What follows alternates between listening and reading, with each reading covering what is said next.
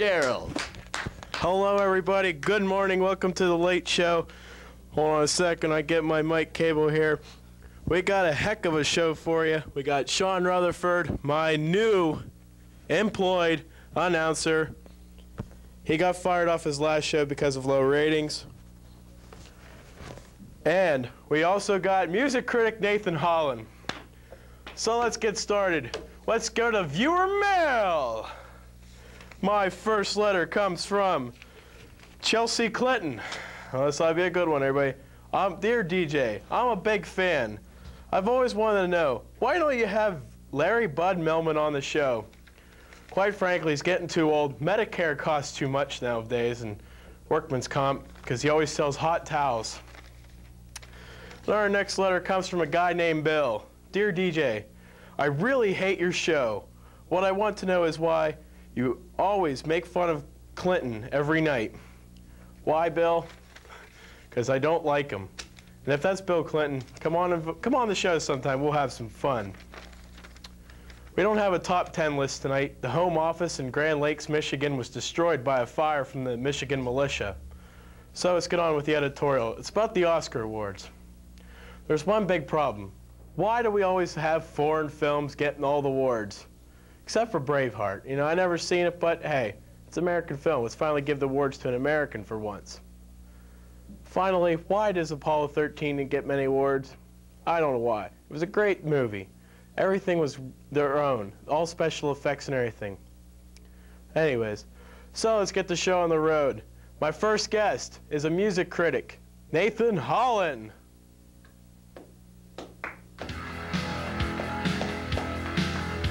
Welcome, Nathan. So, Nathan. Yes. You're a music critic. That's right. So, who do you feel influenced music today as we know it? Well, I think music today was influenced by, and a lot of people don't want to admit it, was the early slaves. When they came over here, they used to sing these chants as a way of communication, and it became known as blues, or kind of like the gospel style, which formed into jazz, and later from jazz came the rhythm section, which is known as a traditional rock band, which is bass, guitar, drums, and the singer.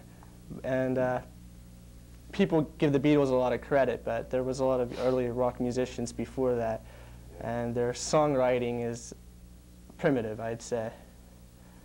But music today, it hasn't gotten much better, but there's the rap, which is a very simple drum beat, and usually lyrics about things that they would see fit for their ideas. In the ghetto. Right. But music appreciation, I think, has gotten better, but I notice a lot of kids of this generation like to call music alternative, or I guess that grunge movement, which is, to me, not very professional. I don't know why and how they got record deals. I guess the producers said, hey, we can make, you know, a couple bucks off these guys. But I'd like to see music move back to where it should be, and if you'd like me to give any of my opinions on bands, I'd be glad to give you some. Since you were in the opinion here, who in your mind is like the greatest singer, guitarist, bass guitarist, drummer, etc.? You know, like songwriter and all that. Well, there's a lot of great singers. Back in the 70s, there was a thing called how can I say it, progressive rock, which is kind of like classical music and rock. And usually you have your good singers there. I mean, they're kind of rock singers, but they're also operatic. Like Freddie Mercury from Queen, he had a very good range and he had a very good vocal cord. You know, amateur to his voice, and the singer for The Who, you know, the rock operas that they wrote. But you have to understand that rock music isn't about being a good singer. It's just about being unique and having your own creativity style. I mean, there's a lot of singers out there that have, you know, terrible voices, but just their stage performance and appearance, you know, have got them there. You know, like punk, it doesn't really have any melody to it. It's just like a one-line, like no real emphasis. Like a Green Day. Well, actually, that guy, he sings in the chords, but then again, if you talk to the original punk, you know, back in the 70s, they hate those people. But as in the guitar world, it's kind of hard to say. There's a lot of good guitar players, but they all have different styles. You have funk. You have George Clinton. Isn't he the doctor of funk? They call him. Yes. Yes, the only Clinton I'd say that's any good.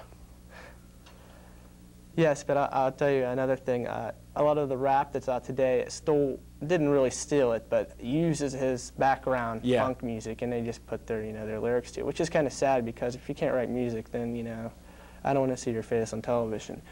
But that's what a lot of music has turned into. I mean, people say, well, we're running out of ideas. We can't use ideas. Well, if you're creative and you know how to write music, then you'll come up with your own ideas. But to me, music has just moved into this thing where, let's bring back the Grateful Dead, let's bring back Led Zeppelin, and let's bring back the Eagles, There hasn't been a big change, not much at all.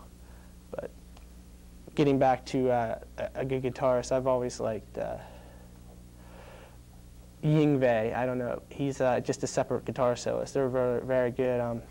They don't have a singer in the band or anything. It's just totally guitar soloing and Steve Vai.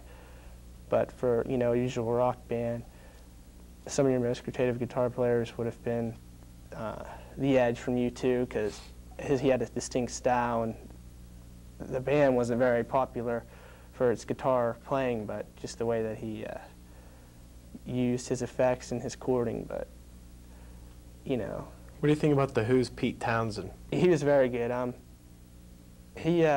When they first started out, they were kind of a simple rock band, but as they progressed, they started to write the rock operas. But he's one of the best guitar players ever, and his famous, which he put his hand through a whammy bar once. Wow. Yeah, but they're still around. He has a couple solo albums out. He did, and I guess he was a guest recently on one of your shows. Oh yeah, and he came on and he destroyed some guitar equipment and all kinds of other stuff for us, and it's a pretty neat show. And I would like to ask you, what is your favorite type of music and why? I like new wave. New wave is just a version from punk into the 80s. It's a lot of synthesized music, and a lot of people really don't like it because it's hard to understand, and the performing's weird. And it was right during the video age when MTV first came out, and they started to put out these bands like, Missing Person, Gary Newman, and a lot of weird bands that had like a real futuristic look to them. And it kind of died out as, I guess you could say, music was always changing, which is a good thing and a bad thing. Yeah. I know you've told me before in phone conversations we had that the worst period of music was the late 80s and early 90s. Can you explain? Yeah, for some reason, I guess during that period, it turned into this thing where there was just like one singer, and they had like a lot of dancers, and it was good for shows. I mean, if you were into that kind of like cheerleading, dance stuff, yeah, it was great, but I really don't care for bands such as Nirvana because their talent, let's put it this way, they suck. They couldn't really write good songs, but they broke us away from that. Yes. If it wasn't for them, we might be still in that movement. So that broke away for people to start to listen more to rock music. But then again, the appreciation hasn't got much better. And a lot of kids today are wearing the Pink Floyd and the Led Zeppelin shirts, and all of a sudden when they get to high school, they learn about these bands and like them, but they really don't understand them, and they don't understand what's behind the music. They need to start learning about the history of music. Thank you, Nathan. Thanks and let me just move over there when we get our next guest.